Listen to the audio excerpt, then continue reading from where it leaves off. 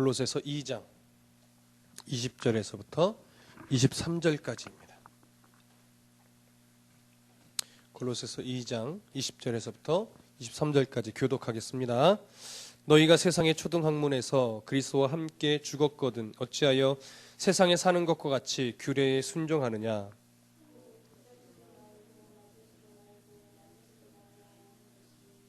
이 모든 것은 한때 쓰이고 없어지리라. 사람의 명령과 가르침을 따르느냐. 자유적 숭배와 겸손과 몸을 괴롭게 하는 데는 지혜 있는 모양이나 오직 육체를 따르는 것을 금하는 데는 조금도 유익이 없느니라. 아멘. 사도 바울은 계속해서 골로새 교회에 들어왔던 잘못된 가르침, 왜곡되고 변질된 가르침들을 주의하고 그것에 따라가면 안 된다는 것을 계속 강조하고 있습니다. 유대주의를 사도 바울이 조심하도록 강조했다면 오늘 이 본문은 그와 함께 금욕주의에 대해서 사실은 강조하는 겁니다. 경고하는 거죠. 금욕주의에 대해서. 기본적으로 금욕주의라 하면 무엇을 말하느냐 하면 우리의 몸이 원하는 일반적인 욕망을 제거해야 하는데 그 제거하는 것이 더 큰 거룩함으로 나아가는 길이고 그렇게 그런 일반적인 욕망들을 제거하는 것이 하나님의 인정을 받는 방법이다라고 하는 종교적 철학을 말하는 겁니다. 굉장히 은혜를 끼치기도 하고 좋아 보이기도 하고 그럴듯해 보이지만 사실 바울이 이런 것들을 향해서 뭐라고 말하냐면 헛된 것이다. 세상의 초등학문과 같은 것이다. 이렇게 말을 하는 겁니다. 금욕주의에 대해서. 우리가 이제 예수 그리스도를 처음 믿을 때를 생각해 보면 신앙의 굉장히 초보 단계예요. 초보 단계. 그래서 그때 믿었던 그 신앙생활의 모습들을 보면 참 순수했던 반면에 왜 그렇게 믿었을까라고 생각되어지는 것들이 꽤 있습니다. 예. 그래서 내가 예전에 왜 그렇게 열심히 교회에는 나가고 열심히 신앙생활을 했지만 내가 이렇게 현금 생활을 진실하게 못했던가, 뭐 기도 생활을 그렇게 바르게 못했던가, 뭐 이렇게 여겨지기도 하고 그때 굉장히 중요하게 여기던 것이 지금에서 생각해 보면 그렇게 중요한 것은 아니었구나 라고 이렇게 생각이 바뀌기도 하는 겁니다. 이렇듯이 어떤 그런 금욕주의라는 것이 신앙생활을 할 때 조금은 그 도움이 되는 부분도 없지 않아 있어요. 그러나 그것이 약간의 신앙생활로 들어가는 조금의 도움은 될 수 있지만 그것이 신앙생활은 아니라는 거죠. 초등학문 같다라는 거예요. 그러니까 우리가 초등학교에 들어가서 초등학교의 학문을 배우는 이유는 무엇입니까? 그 초등학교에서 배우는 것이 가장 중요하기 때문입니까? 그것이 목적인가요? 초등학교에서 배우는 것을 습득하는 게 인생의 목적이기 때문에 그렇습니까? 그렇지 않죠.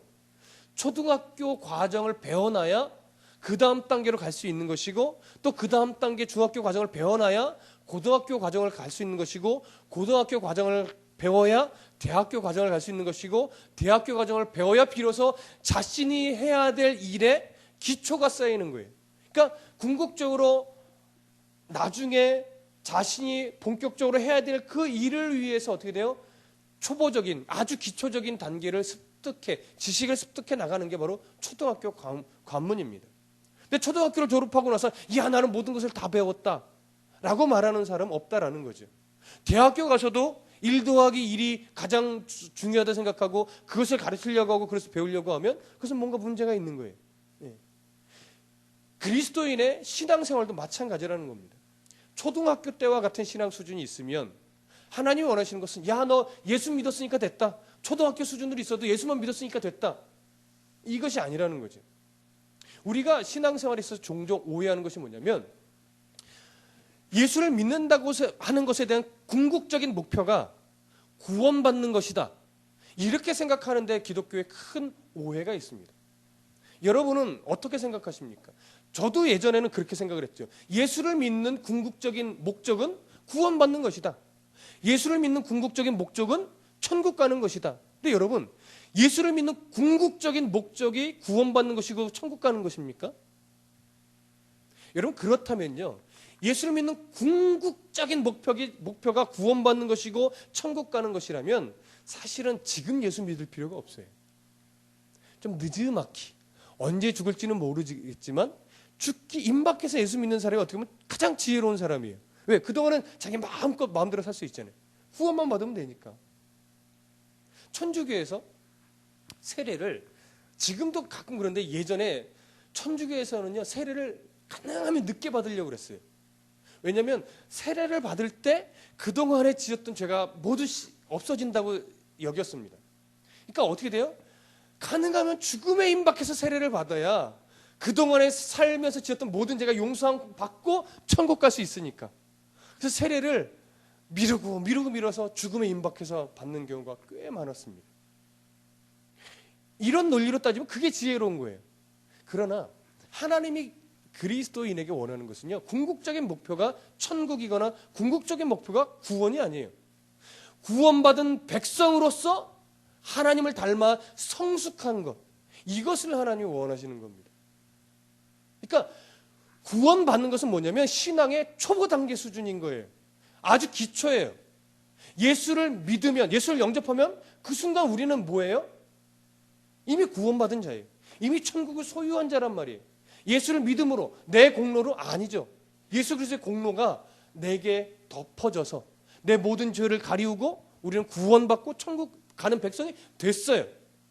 그 목적이 이루었으면 우리는 더 이상 할 일이 없게? 아니죠. 하나님이 원하시는 것은 뭐예요? 그래서 사도 바울이 너희 구원을 이제 이루어가라라고 얘기해요. 그 구원은 천국 가는 구원을 말하는 것이 아니라 구원받고 천국 가는 백성이 되었으니 그 자답게, 신분이 바뀐 자답게 예수 그리스도가 원하는, 하나님 원하시는 신앙의 성숙 단계까지 올라서 가는 그 싸움, 그 노력, 그 구원을 이루라는 거예요. 그런데 사도 바울이 여기서 말하는 것은 뭐냐면, 왜 아직도 신앙의 초보 단계에서 만족하고 신앙의 초보 단계에서나 열심을 내 그것을 붙잡고 마치 신앙의 최고의 열심인 양 나아가려고 하느냐라는 거예요. 사도 바울이 지금 안타깝게 외치는 것이 바로 그것입니다. 20절 보실까요? 다 같이 읽어보겠습니다. 20절 시작.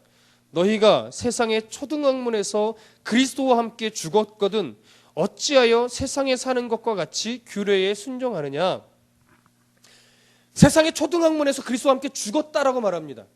이 말은 뭐냐면 예수 그리스도의 십자가의 죽음이 우리를 세상의 초등학문에서 죽게 만들었다라는 거예요. 다시 쉽게 얘기하면 예수 그리스도의 죽음, 십자가의 죽음의 그 사건이 우리 안에 접목되어졌을 때 이미 우리는 세상의 초등학문과는 상관없는 사람이 됐다라는 거예요. 관계가 끊어진 자가 됐다라는 거예요. 이것에 대한 조금 더 구체적인 설명이 그 뒤에 있는 거예요. 왜 세상에 사는 것과 같이 규례에 순종하느냐 이거예요. 우리는 이미 이제 어디에 사는 백성이에요? 천국의 백성이란 말이에요. 천국의 백성이면 세상의 규례와는 이제 상관이 없는 거예요. 하나님의 규례를 따라야 되는 자예요. 근데 여기서 말하는 것은 왜 세상의 규례를 자꾸 따라가려고 하느냐라고요. 근데 여기서 말하는 세상의 규례라는 것은요, 세상에 사는 것 같이 규례를 따라가느냐, 이 규례는 율법에 순종하는 것과 같이 여겨지죠. 율법을 말하는 것이 아니고요. 그리스도인이 율법에 순종하는 것이 여러분 당연한 겁니다. 율법이 뭐 오늘날 지킬 필요가 없다, 그거에 올무가 될 필요는 없지만 율법의 정신은 지금도 살아있는 거예요. 그래서 그 하나님이 말씀하신 율법을 따르는 것이 무의미하다, 이것을 얘기하는 것이 아니고 당시 이스라엘 백성들이 하나님이 말씀하신 율법을 딱 중심에 두고 거기에 울타리를 쳤어요. 이 율법을 지키면서 이제 이 율법을 더 잘 지키기 위해서 이것도 하고 이것은 하지 말고 이것은 만지지도 말고 이것하고 이렇게 율법에 울타리를 치면서 자기 나름대로의 규례들을 또 만들어놨어요.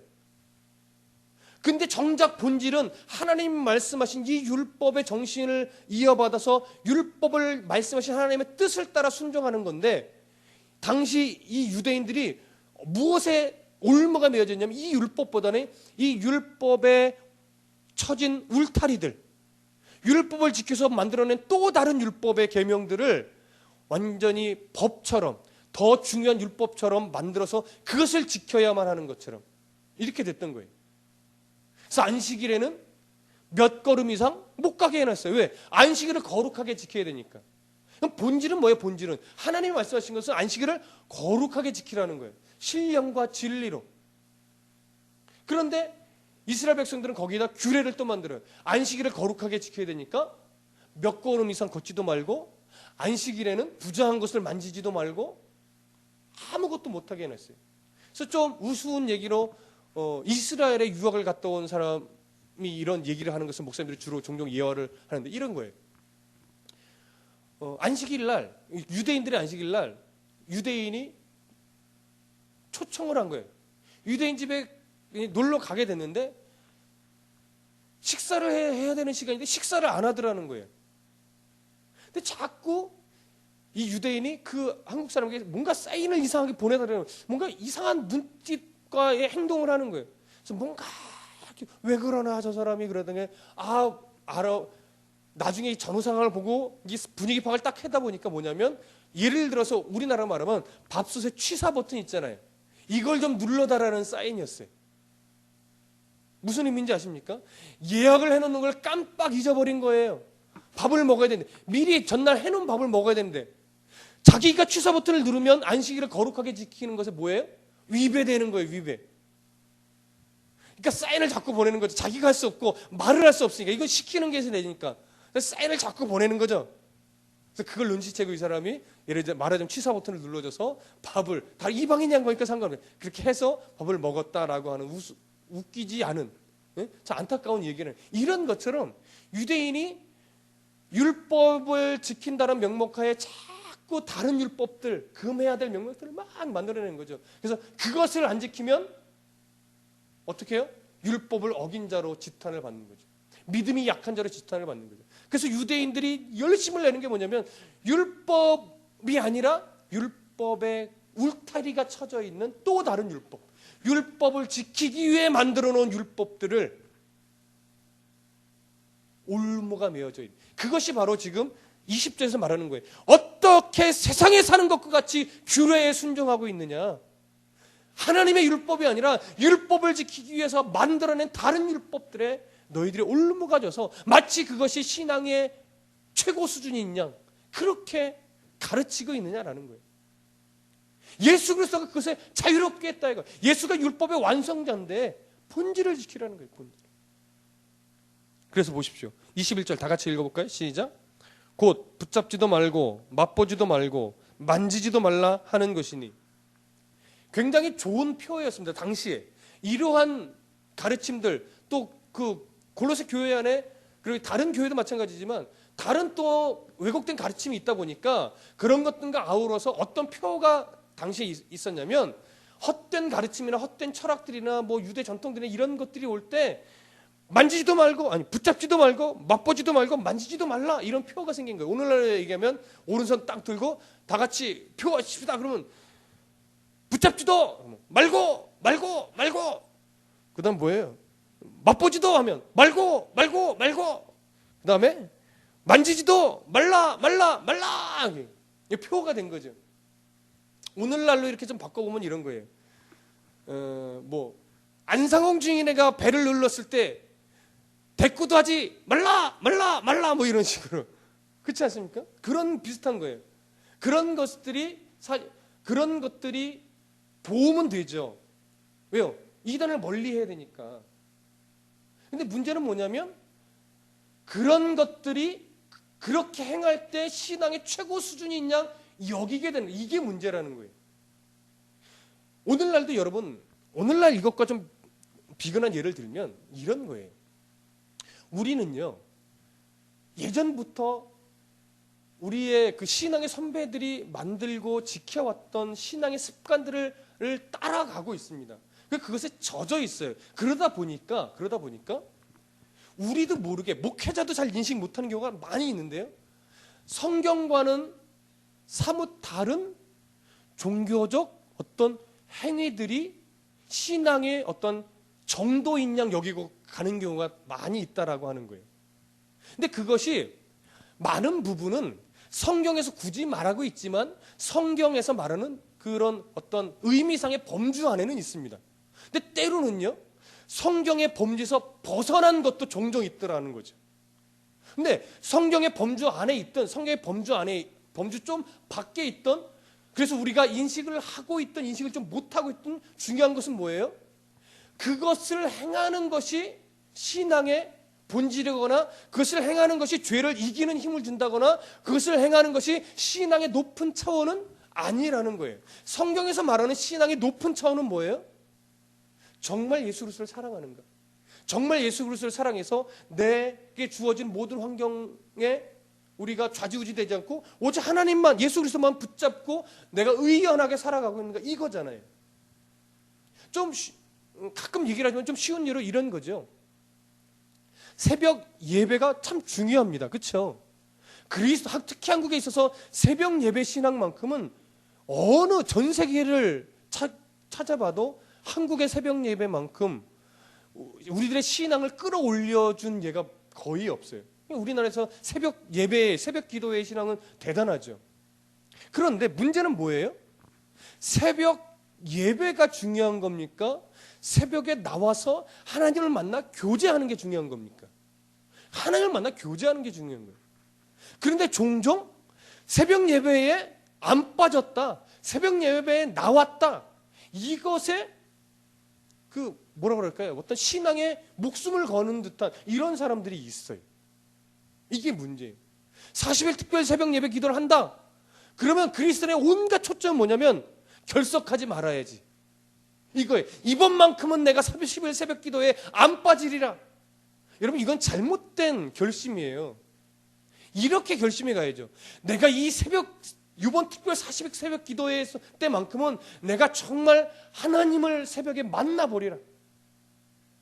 내가 바쁘고 어려워서 시간이 정말 새벽 예배 나갈 환경이 안 돼. 그동안은 못 나갔지만 이번만큼 내가 새벽 예배를 통해서 하나님을 만나 하나님께 기도하고 그 새벽에 도우시는 하나님의 음성을 내가 들어보리라.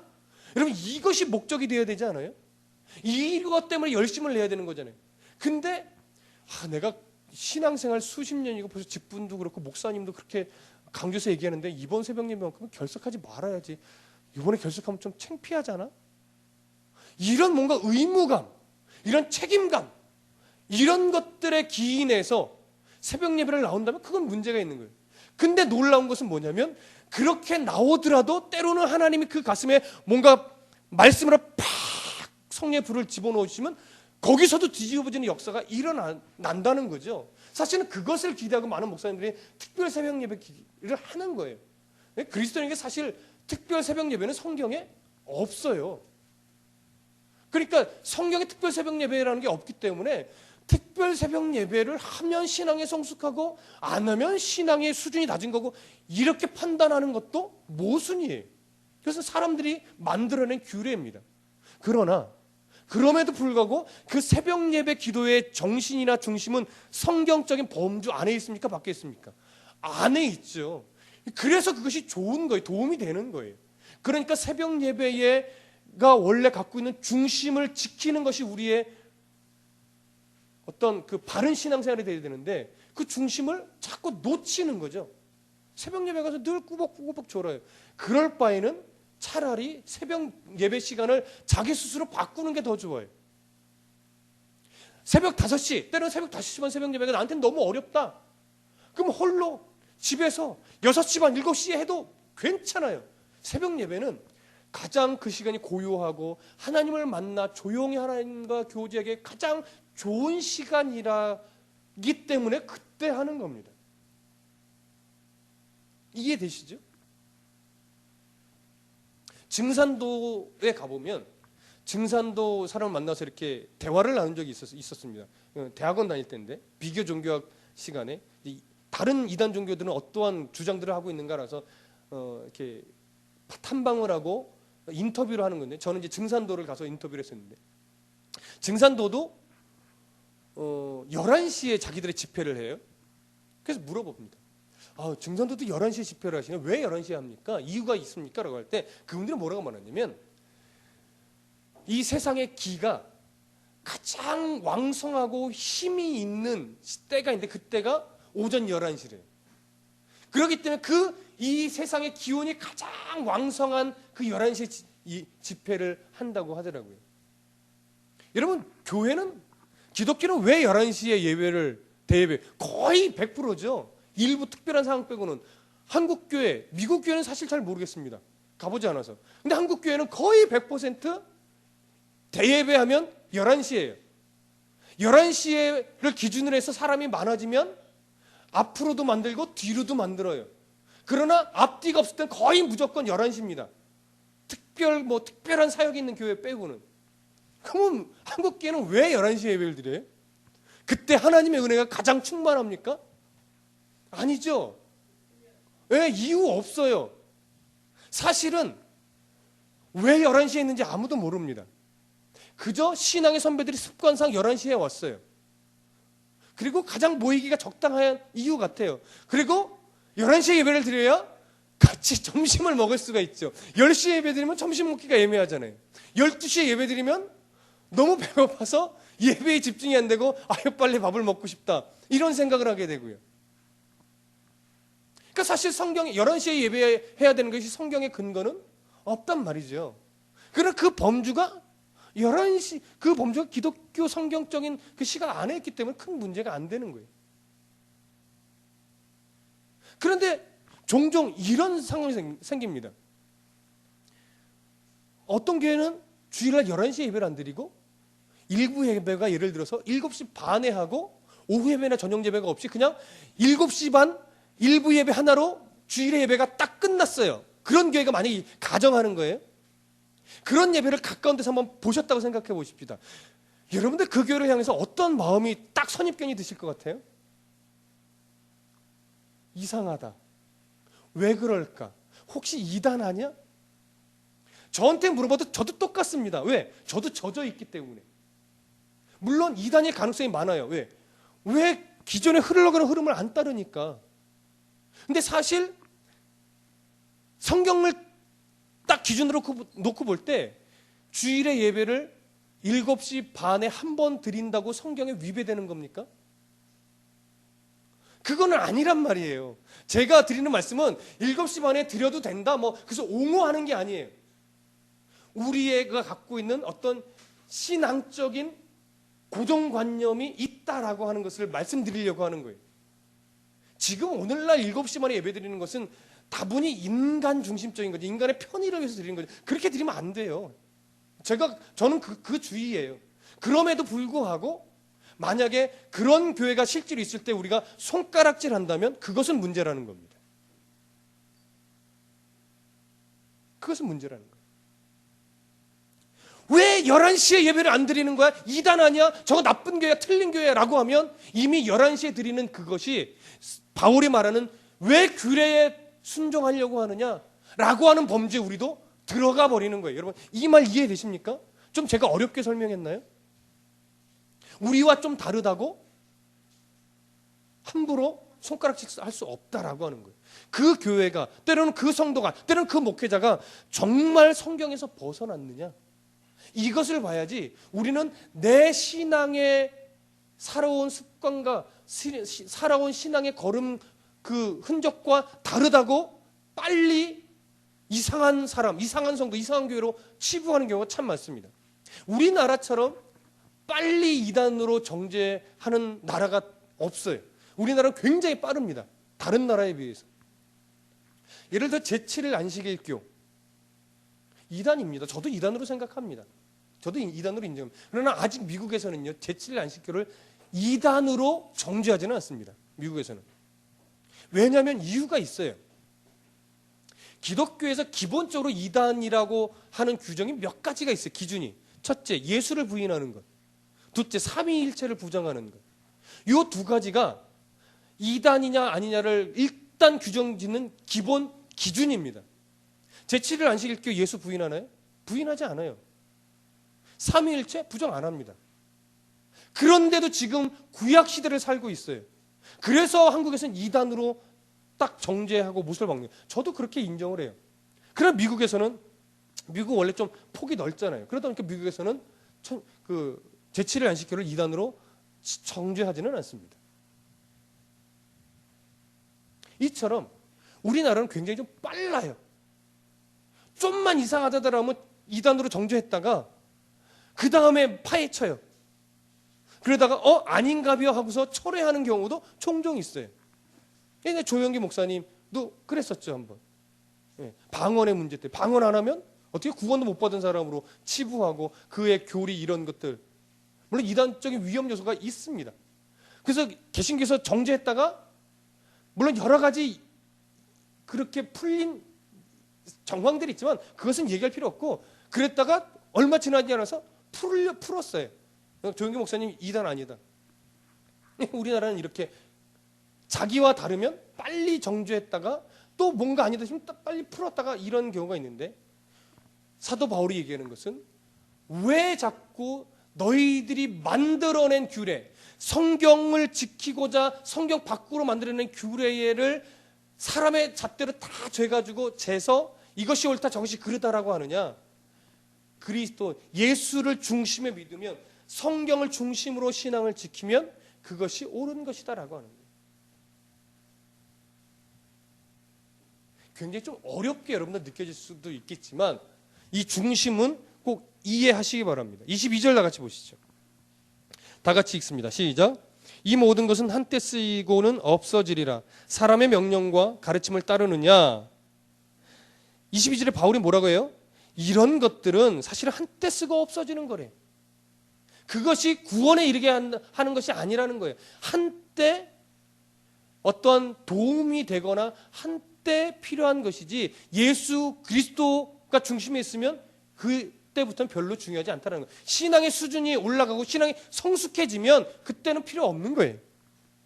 그래서 사람의 명령과 사람의 가르침을 따르지 말라라는 거죠. 이런 목사가 또 강단에서 잘못된 가르침을 전할 수 있습니까? 없습니까? 있습니다, 여러분. 그거 아셔야 돼요. 목사도 강단에서 실수로 또는 잘못 해석해서 잘못 전하는 게 있을 수 있어요.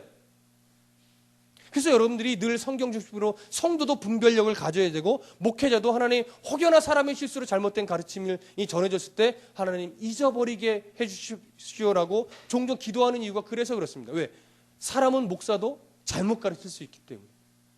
그래서 성도가요, 성경을 읽지 않고 성경에 대해서 관심이 없으면 목회자를 교주 만드는 경우가 참 많습니다.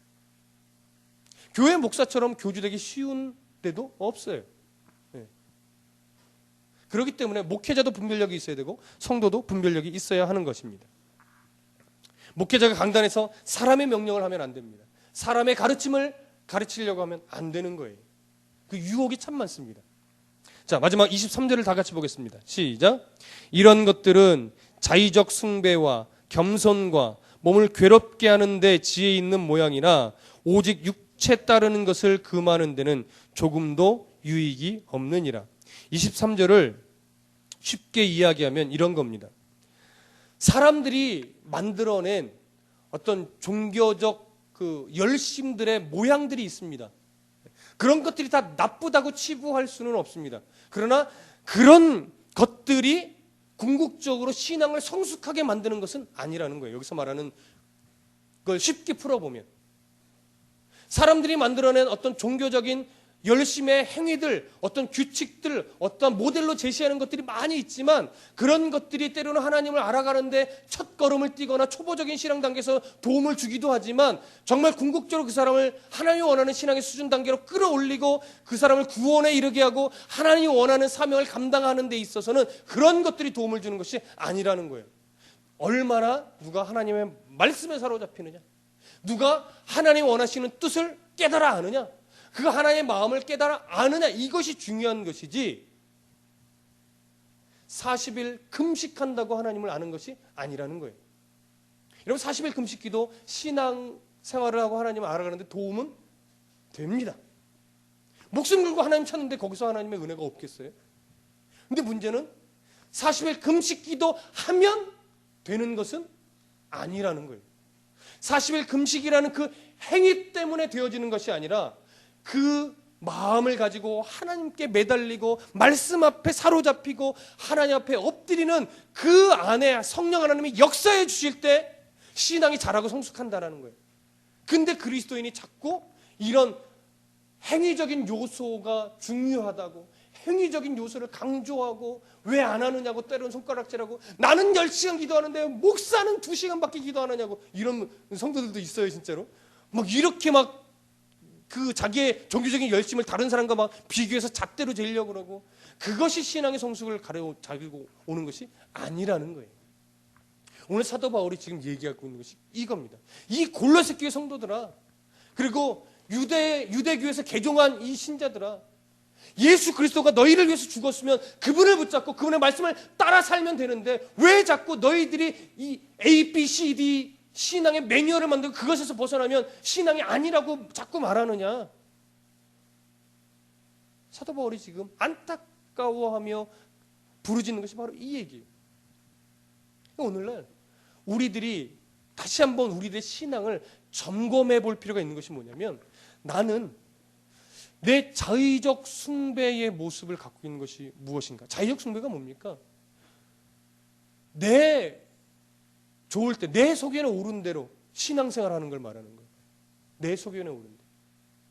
내 속에는 옳은 대로 신앙생활하는 사람의 가장 약점이 뭐냐면, 교회에서 누군가 내 자존심을 건드리면 교회를 떠나거나 신앙을 버려요.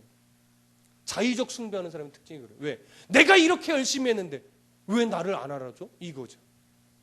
그런 사람들은, 그런 대표적인 모델이 뭐예요? 장로 투표에서 떨어지면 신앙에 상처받고 교회 떠나잖아요. 안수집사 투표에서 떨어지면 창피해, 뭐 말 그대로 쪽팔려 그러면서, 왜 이 교회는 나를 안 알아주는 거야? 이 교회가 여기밖에 없어. 그 교회 떠나는. 그게 자의적 숭배예요. 집사가 얼마나 두려운 직분인데요. 장로가 얼마나 힘든 직분인데요.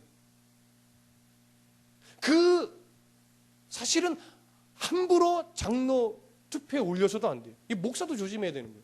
연수가 됐고 교회에 좀 힘이 있고 말빨 좀 서고 헌금 좀 많이 낸다고 다 그런 사람들 예의상 막 장로 투표에 올리고 그 피택해가지고 다 뭐 안수집사 올리고 막 이래요.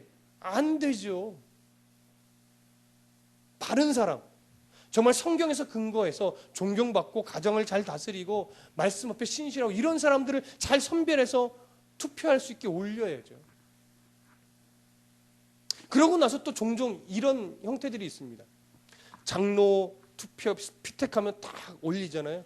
그 사람들에 대한 리스트를 해놓고 그 사람들이 새벽 예배 몇 번 나왔고 금식 기도는 몇 번 했고 그동안 헌금은 얼마를 했으며 11조는 몇 번을 빼먹었고 이런 종교적인 행위의 리스트 있잖아요. 쫙 데이터를 뽑아가지고 붙여놔요. 큰 교회가 주로 그렇습니다. 왜 그런지 아십니까? 누군지 모르거든요. 너무 많으니까 이 사람이 누군지를 몰라요. 그러니까 선거는 해야 되겠는데 누군지 모르니까 그나마 기준을 잡을 수 있는 게 예배에 몇 번 나왔으며 헌금을 얼마만큼 했으며 어떤 봉사를 했으며 뭐 금식기도 몇 번 했으며 이런 종교적인 열심의 모습들을 쫙 나열해 놓고서 당신들이 판단하시오 이거예요. 물론 이해는 하고 그럴 수도 있다고 봅니다. 근데 저는 개인적으로 아닌 것 같아요. 이미 목사님이 선출을 할 때는 누가 되든지 간에 누가 되더라도 이 사람은 그래도 목사님이 보실 때 그 장로가 되게 충분한 어떤 그 신앙적 자질들이 있습니다라고 판단을 하고 일단 피택을 해야 되는데, 또 상처받을까 봐 이 사람 요번에 안 뽑아주면 상처받을 텐데 아이고 뽑자니 장로감은 아니고 안 뽑자니 상처받아 떠날 거, 이래서 뽑는 게 피택하는 경우가 많단 말이에요. 그러고 나서는 또 막 나열해놔요. 그러니 성도들이 뭘 보고 해요? 아, 이 사람 헌금 많이 했네. 이 사람 예배 안 빠졌네. 이 사람 40일 금식 기도를 몇 번 했네. 야, 이 사람 뽑아야 되겠다. 근데 뽑아놓으니까 어떻게 돼요? 어깨에 힘들어가고 교회에서 봉사하고 섬기는 이제 낮은 자리에 들어가는 것이 아니라 목사님 공격하고 교회에 막 자기가 40일 금식 기도했던 이런 종교적인 열심들이 있으니까 그것에서 떨어지는 사람들은 자꾸 잣대로 재서 손가락질하고 왜 그따위밖에 못하냐고 막 정죄하고 이렇게 되는 거예요. 그것이 지금 사도 바울의 그것이 자의적 숭배라는 거예요. 이 자의적 숭배가 성적인 죄나 사기나 이런 세상에서 말하는 죄처럼 딱 드러나는 거면 우리가 분별하고 판단할 수 있는데, 여기서 사도 바울이 말하는 자의적 숭배는요 그렇게 드러나지 않는 거예요. 교회에서 예배도 있고 신앙생활이 있는데 신앙생활에서 사람이 이렇게 살며시 만들어서 어떤 교회의 전통처럼 세워져 있는 것들 중에 이런 자의적 숭배가 있다라는 거예요. 그러니 분별하기 어렵죠. 판단하기 어렵죠. 그래서 오늘날 그 자의적 숭배가요, 한국교회의 수 100여 년밖에 안 됐군요. 100년 정도를 거쳐 내려오면서 자리 잡고 해서 골수에 파묻혀 있어요. 그래서 저도 이 설교를 준비하면서 제가 갖고 있던 신앙의 습관들 중에 내 자의적 숭배는 뭐가 있을까 생각해 보는데 되게 많은 것 같은데 딱 꼬집어서 이렇게 뽑아내기가 참 어려워요. 왜? 저도 지금 못 느낀다라고 하는 거예요. 이게 자의적 숭배인지 아닌지 잘 못 느낀다라는 거예요. 근데 정말 고심하고 고심해 보면, 그리고 여러분들도 한번 고심해 보면, 야, 이게 물론 성경의 그 범전에 있지만, 야, 이것도 자의적 숭배 중에 하나겠다라고 하는 형태들이 많을 거라는 거예요. 그 중에 하나만 간단히 예를 들어볼까요? 일천번제 그런 겁니다. 일천번제 성경에 없어요. 일천번제는 예전에도 얘기했죠. 솔로몬이 하나님 아버지 앞에 그 온 마음을 다 드리기 위해서 1000마리의 제물로 드렸던 한 번의 제사예요. 근데 오늘날 한국교회에서 일천번제는 뭐예요? 자기의 소원을 하나님께 아래서 하나님께서 그 소원을 응답받기 위한 어떠한 목적이 가지고 1000번 헌금을 하는 거죠. 그래서 1000번 헌금을 드리는 그 종교적인 열심을 하나님 받으시고 나의 이 가슴 깊이 숨어있는 이 소원을 이루어 주시옵소서 그러잖아요. 제가 누누이 말씀드리지만 그건 복채입니다. 복채입니다. 예, 어떤 목사님이 이런 얘기 들으면 아마 막 저한테 뭐라 그럴지도 몰라요. 그러나 제가 볼 때는 큰 복채예요. 하나님, 제가 1000번 헌금할 테니까 제발 이 소원 좀 들어주십시오. 그거잖아요. 하나님이 1000번 헌금 안 하면 안 들어주십니까? 성경에 1000번 헌금해야 들어주신다라고는 근거가 없습니다. 그럼에도 불구하고 1000번째 헌금 자체를 제가 비난하지 않습니다. 왜? 1000번째 헌금을 할 때 그 사람의 마음과 그 사람이 함께 예배하는 그 자세가 바르고 올곧으면 그 가운데 하나님이 함께 하셔서 때로는 응답하시고 때로는 더 좋은 것을 보여주시고 때로는 그것에 그 안에 그 성도가 가져야 될 깨달음 하나님 주시기 때문에 1000번째 예물 드린 것 자체가 틀렸다고 말하는 것은 아니에요. 근데 1000번째 예물을 소원을 하나님 아버지 앞에 응답받기 어떤 도구로 삼는다면 그 방법은 아니라는 거죠. 성경적이지 않다라는 거예요. 그것은 자의적 숭배의 하나의 모습이라는 거죠. 오늘 우리가 깨달아야 될 것이 바로 이겁니다. 오늘 밤에 한번, 아니 틈틈이 내 신앙생활의 습관을 객관적으로 한번 되짚어가면서 자의적 숭배의 모습 뭐가 있을까? 그렇게 한다고 나쁜 건 아니지만 내가 거기서 중심을 놓치고 있던 신앙생활의 모습들은 뭐가 있었던가? 내가 그동안 신앙생활 어떤 열심으로 승부하려고 하지는 않았던가? 이런 것들 한번 점검해 볼 필요가 있습니다. 마지막으로 이 부분을 한번 한 가지 말씀드리고 마무리하려고 합니다. 사람은요, 외적인 어떤 신앙의 열심이나 외적인 어떤 금식이나 23절에서 말하고 있는 어떤 신앙적인 어떤 겸손이나 아니면 자기 몸을 괴롭게 함으로 내 탓이야 천국에서 하는 것처럼 자기 가슴을 친다고 해서 그러한 열심이나 겸손이나 어떤 자의적으로 몸을 학대하는 것이나 이런 것으로는 신앙의 내적인 변화를 완성할 수 없다라는 것 꼭 기억하시기 바랍니다. 오직 그리스도인은 예수 그리스도와 더불어 연합할 때 예수님의 마음과 내 마음이 연합되고 그 마음을 알아서 하나님이 원하시는 그 뜻에 따라 내가 순종하려고 하는 그 열심이 성령 하나님의 이끌어 가심으로부터 나올 때 그때만이 신앙인의 내적인 변화는 성숙해지고 완성되어져 갈 수 있다라는 것. 그래서 신앙생활은 종교적인 열심으로 승부를 보는 것이 아니라 성령 하나님의 이끄심에 내가 전폭적으로 복종되어지는 것, 그것으로 승부를 봐야 하는 것입니다. 그래서 정말 자의적 숭배가 아니라 성령의 이끌림 받는, 성령의 매임을 당하는, 성령의 복종당하는, 그래서 성령 하나님으로 인해 승리가 되어지는 그런 신앙의 성숙 단계로 들어서시기를 간절히 소원합니다. 기도하겠습니다.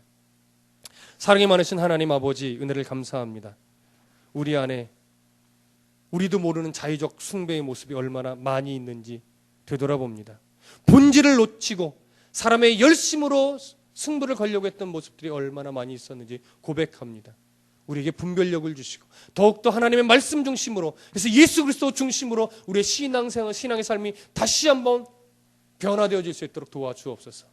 성령 하나님이며, 그래서 우리는 성령 하나님의 은혜 없이는 살 수 없는 존재입니다. 그래서 하나님이 우리를 이끌어 주시지 않으면 우리는 한 발짝도 앞으로 나갈 수 없는 존재임을 고백합니다. 아버지, 심령이 가난한 우리들의 모습이 되게 하여 주옵소서. 성령 하나님께서 은혜 주셔야만 살아갈 수 있는 존재임을 다시 한번 고백하니 우리를 그렇게 이끌어 주시옵소서. 다드렘 교회에 그러한 성도들이 가득 채워지고 그러한 성도로 변화되어지는 아름답고 복된 교회가 되기를 소원하고 사랑이 많으신 예수 그리스도의 이름으로 기도했습니다.